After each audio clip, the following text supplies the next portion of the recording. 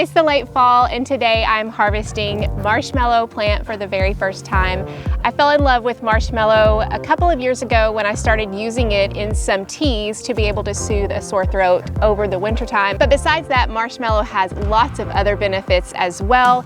And when I found out that marshmallow grows really well in wet climates and sometimes saturated soil, I guess that's where the word marsh comes from maybe, then I knew that I could grow it in my garden. Now this right here is actually a first year plant. I grew it from seed in the spring of 2022, planted it out here, and you can see it's still very healthy and vibrant even though we've already experienced a freeze this year. But because it's in its first year, I'm not harvesting the root yet. Now marshmallow can be harvested with its leaves. They're very velvety and soft, but I want the root, and for that we want to wait until at least it's had 2 years of growth. And for that, I have a marshmallow area in another part of my garden, and those plants are 2 years old. So those are the ones that I'm going to harvest from today. This is my very first time of doing this. I have no idea what to expect, but I thought that I would bring you along for the ride. So while we're going out to the other part of the garden, I thought I would give you a couple of things that I noticed as I've been growing marshmallow that I have really enjoyed. The main thing is that in the spring, the flowers are absolutely beautiful and the pollinators are attracted to them, and it's just a really neat thing to put in maybe a corner of your garden where you don't have anything else growing.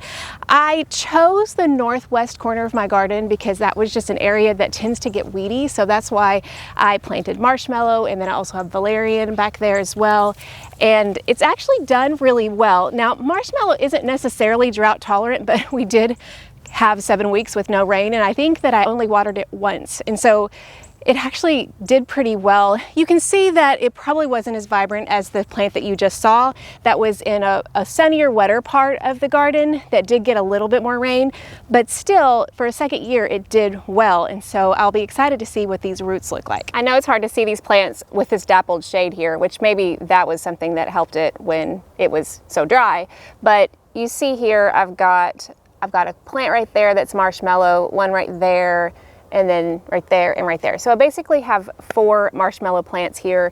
I think I'm going to only harvest from 2 of them, even though marshmallows do self-seed, they do self-sow. So any of their flowers that you can kind of see a little bit, they'll drop their seed and hopefully they'll just keep growing.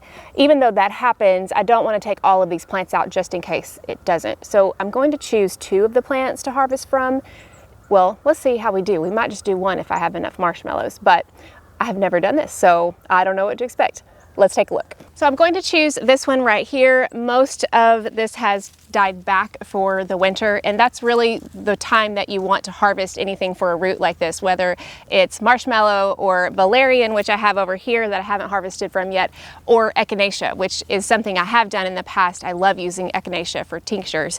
But that's what we want to do because the plant has already sent all of the properties that we want into the root. And I read recently that what you want, and I can't remember what the precise compound is called, is at 11% in the late autumn, whereas in the height of the summer it's only 6%. So the properties that we want to harvest from for marshmallow, if you're looking at, herbal, any kind of herbal preparation, it's going to be most concentrated when we harvest the root in the fall.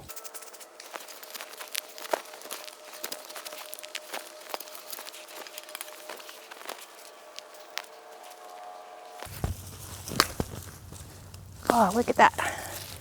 I was able to cut off of here. So look at that, the marshmallow root. Then you see all that white? I'm gonna leave that there and let it just continue. And then just take half of that plant with those roots. Oh, this one already has leaves off of that. All right, well, I think we have a good start to getting some marshmallow this year. Okay, so here we've got this marshmallow root. Okay, this one I probably cut on accident, but can you see the white? Yeah, white. Can you believe it? Marshmallows actually, from what I understand, were actually made from marshmallows. Can you imagine? All right, so look at these roots. I think I may have cut that one. You can see the white in there. All right, from what I understand, I'm totally not an expert in this. Obviously, this is my first year, but from what I understand, these little pups, would you even call them pups? I don't even know. They can be broken off and I think rerooted. Because look at all that green, which I'm not sure if I would do that. Like if I could just replant them out here or if I need to take them underneath, because look, they're just little baby plants. Can you see that? So I think I may do that. Like I think I may take them and see if I can reroot them.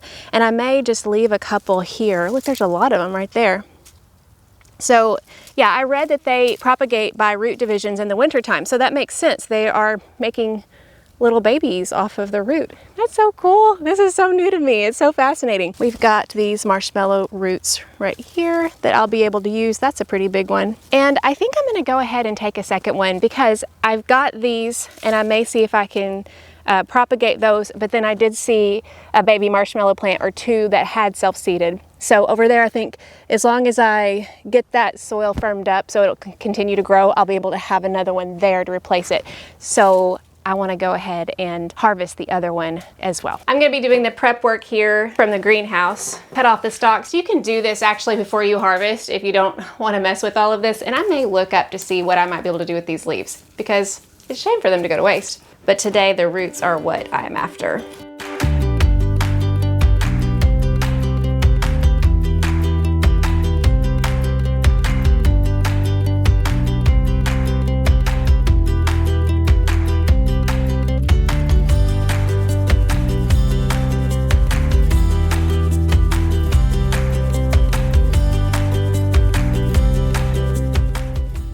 I ended up rinsing this marshmallow about 4 times until the water's mostly clear. And now I'm going to start chopping.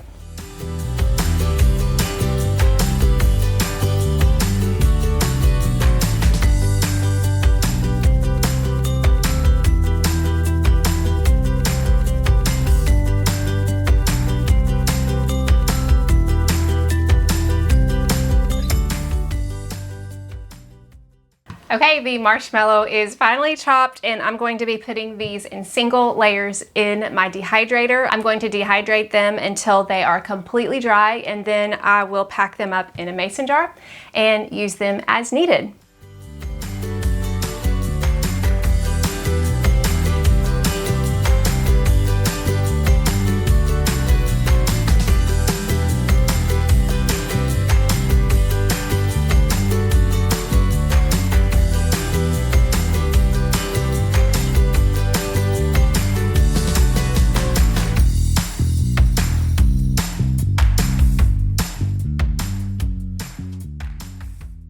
Now with these little new plants that I cut off, I believe I will probably just try to root them in some soil and I'll add this marshmallow water into the soil to keep them moist and we'll just see if they grow, and if they do then I can plant them out in the garden probably in the early spring.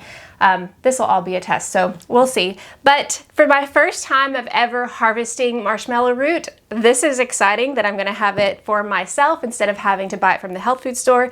And as always is the case, it seems when I'm growing my own herbs for any kind of purpose, homegrown is always better. And if you liked this video and you would like others like it, make sure to like and subscribe, and also join my Patreon community where I have bonus videos waiting for you now, along with bonus podcast episodes and so much more. The link is in the description, or you can go to journeywithjill.net/Patreon. Thank you for watching.